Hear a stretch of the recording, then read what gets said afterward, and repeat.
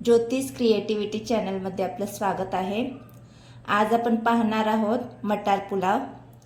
तर अगदी झटपट होणारा हा मटार पुलाव आहे।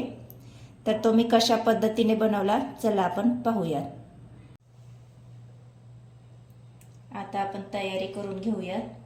इथे मी वाटाणा घेतलेला आहे, एक छोटा गाजर चिरून घेतलेला आहे, टोमॅटो घेतलेला आहे, इथे पनीर घेतलेला आहे, 3 वाट्या स्वच्छ धुवून तांदूळ घेतलेला आहे, इथे आलं लसूण आणि कोथिंबीरीची पेस्ट करून घेतलेली आहे, आणि फोडणीसाठी कांदा, मिरची आणि काजूचे काही तुकडे, गरम मसाल्यामध्ये काळी मिरी आणि लवंग, तमालपत्र आणि इथे मोहरी आणि जिरे घेतलेले आहे। तर आता आपण फोडणी करून घेऊया। फोडणीसाठी गॅसवर मी कुकर घेतलेला आहे, त्यामध्ये 2 चमचे तेल गरम करून घेतले।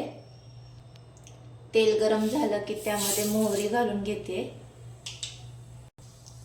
मोहरी आणि खडे मसाले यामध्ये घालून घेते, लवंग आणि काळी मिरीचे।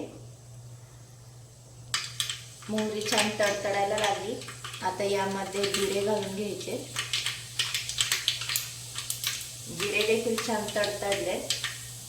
आता आपण हा उभा चिरलेला कांदा यामध्ये घालून घेऊया।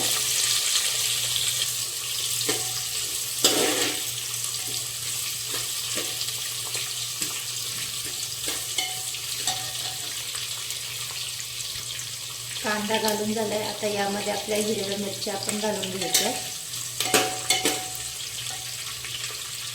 लगेच त्यामध्ये तमालपत्र आणि काजू घालून घ्यायचे आपल्याला, म्हणजे सगळं एकदम छान परतून जाईल कांद्यासोबत।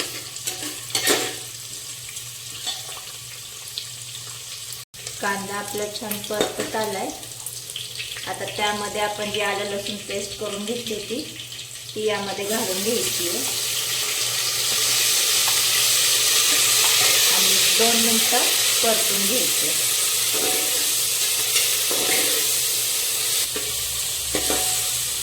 पेस्ट परतून झाली आपली। आता हे जे टोमॅटो, गाजर आणि मटार होते ते यामध्ये आपल्याला घालून घ्यायचे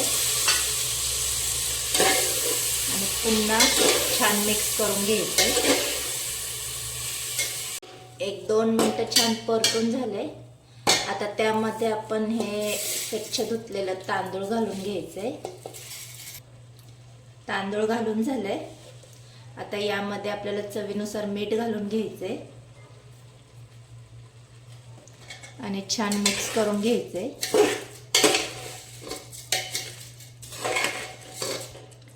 छान मिक्स करून झालंय आपलं।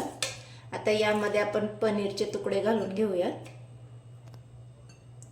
आणि पुन्हा हलक्या हाताने मिक्स करून घ्यायचे।